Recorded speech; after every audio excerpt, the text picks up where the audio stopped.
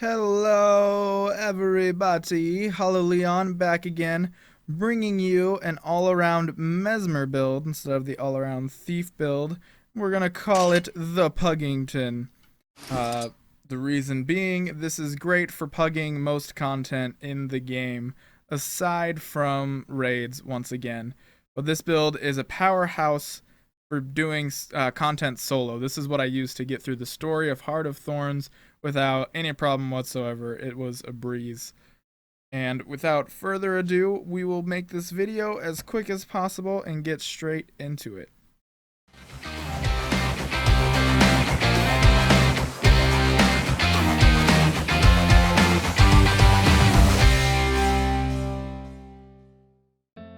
Alright, starting off quickly, we will go over the fashion of the character. Have the glowing mask again, but it's the crimson mask this time. Fits the personality better. The shoulders, the chest, and legs are all the tier 3 human cultural armor. It's basically been my favorite light armor since the start of the game. I think it is great. Celestial, Chaos, oh well, not Celestial, that's the stat. Chaos gloves again, and dyed in a way to complement the Mesmer-like style, and then flame-kissed shoes of divinity doesn't matter, but the flame-kissed shoes, that's also available in the gem store that you can buy with your cash or your hard-earned gold. Belinda's great sword, I really like the way it looks. My ascended sword is somewhere else right now. And then Terra's Shadow is my favorite one-handed sword for this build, aside from the one that is the Mesmer sword that's totally transparent, ghostly-like, looks just like your illusions and whatnot. That thing's super expensive and not really much cooler compared to this. I think this actually is probably cooler, and it's cheaper, a lot of fun, yada yada yada. The shield is the crafted ascended shield, the Whoop shield. This is the celestial statted one. This is what it's going to look like if you craft celestial anything. It'll have this color, so that also was convenient that it goes really well with the aesthetic of this character, but it is also the stat we were going for this build. So now going into the gear,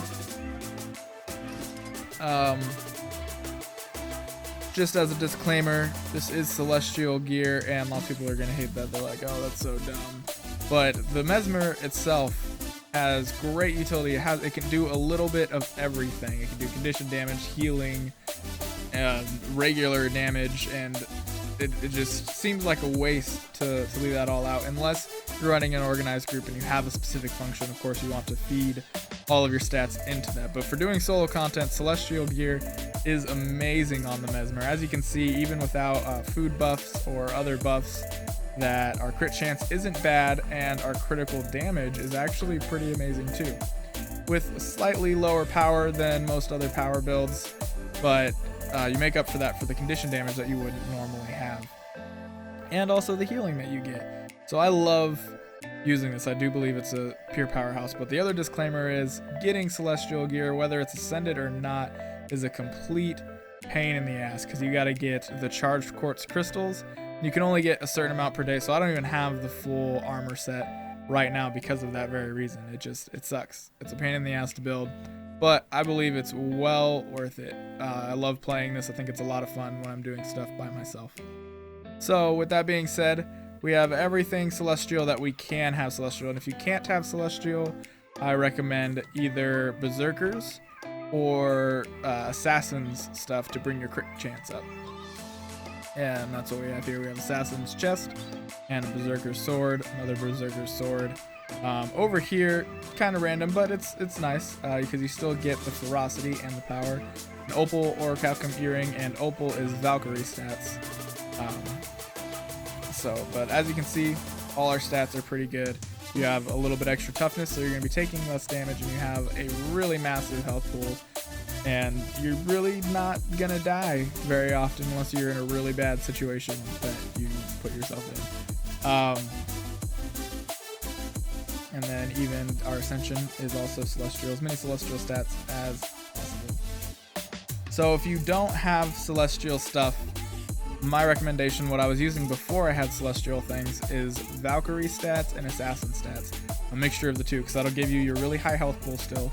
Valkyrie stats have Ferocity and the power.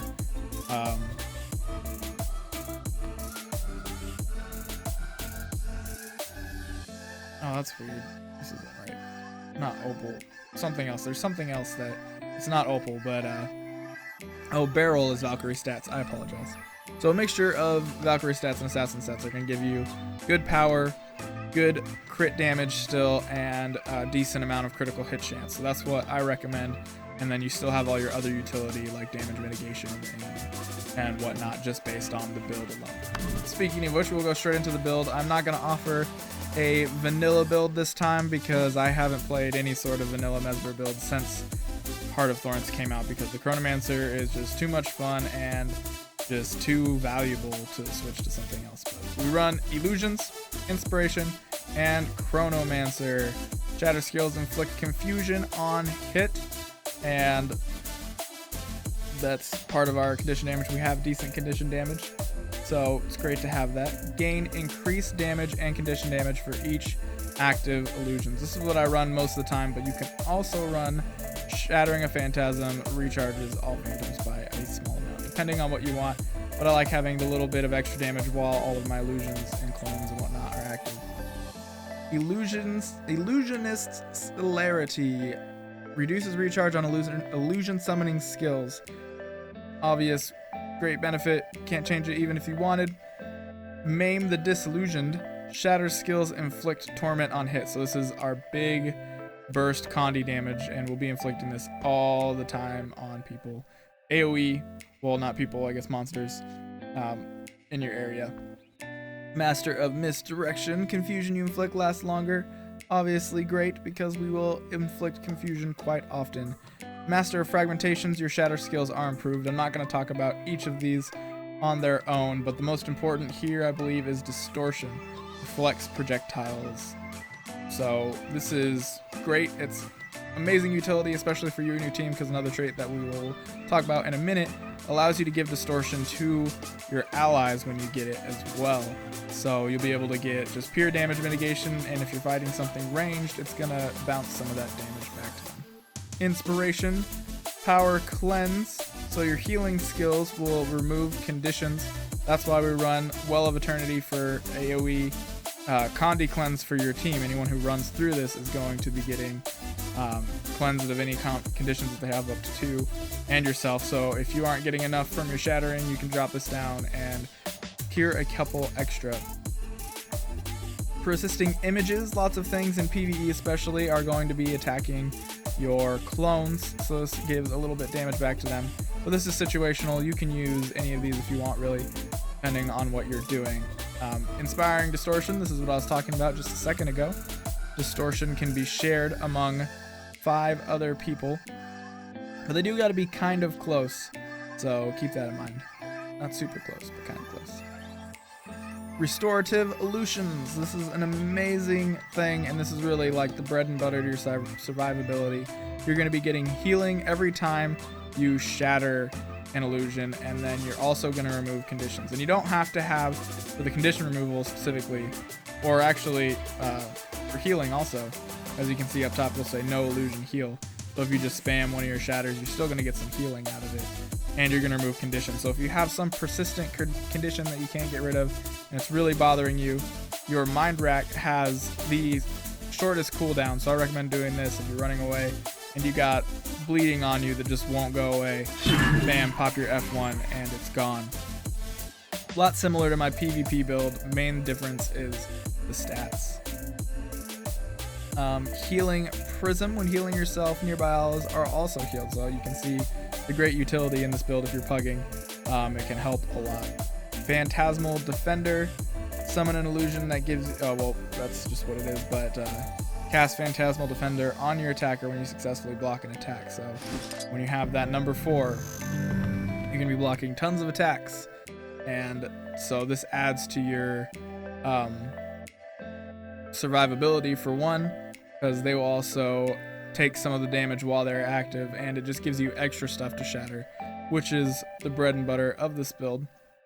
And then our Chronomancer gives you your continuum split, obviously, and I would recommend never using this to cast spells and whatnot unless you have at least 2 illusions, because if you don't, you might not be able to get off your cast, and it's going to be really frustrating to just waste this.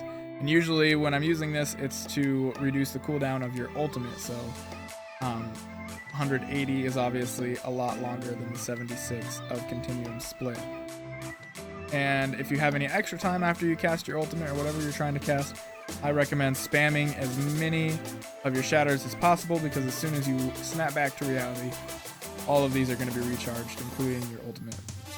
So that's my main tip right there for that. All is well that ends well. Jeez, I can't talk today. I have issues.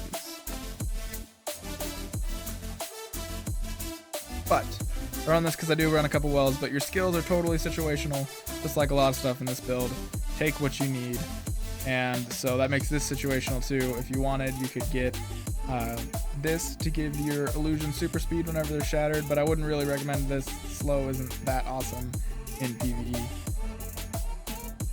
Flow of time, gain alacrity for each illusion you shatter, so all your cooldowns are going to be going faster while you're shattering stuff. Illusionary reversion, I would not recommend taking anything else over this, and this is another reason that you should try and have at least 2 illusions when you're shattering things, because you get a clone every time you shatter more than 2 things at once. You move 25% faster. The duration of incoming movement and parrying conditions is reduced by 20% or 25%. You can get rid of those really easily anyways, because we have tons and tons of Condi removal. But the extra 25% movement speed is always nice, and I really enjoy it. Couldn't change it if you wanted anyways. Chrono Phantasma. I just love the name of this trait. It's fun to say. Your phantasms are resummoned after the first time they are shattered. Wouldn't recommend changing this one, because this is pretty obvious. Your clones, your phantasms, whatnot are the bread and butter of your build, so the more you have them, the longer you have them, the better. And this is an amazing trait. Alright, with all that being said, we will go very quickly into food, as quickly as it can be, because just like everything else, food is situational. Take the food that you need, but if you are going to be running dungeons or fractals, if you have the money, I would recommend toxic sharpening stones and toxic maintenance oils. These are incredibly expensive. They're a little under a gold a piece, so it can add up pretty quick, and they only last 30 minutes. But the reason I take these when I am doing other stuff, if I'm just roaming around by myself or doing store content, I wouldn't use these. But the extra power and precision is amazing, obviously, but the other reason I like it is condition duration is increased by 10% on each of these. In PvE, monsters aren't going to just be getting rid of your conditions all the time for no reason, no matter what. So this is really great. You can be running around, like if you're in a bad spot and you have tons of conditions on your enemies, you just need to survive. Just focus on the surviving, and your conditions are going to last 20% longer than normal. So that's why I run with these, but otherwise, do whatever. You can use any food for whatever you're trying to do. Use the stats that you need for that situation. And I know it sounds really like cop-out and generic, but that's what this build is for. It's for being able to do basically anything without having to change your build around, unless you're doing something specific or rolling with a team. So this is Powerhouse solo build.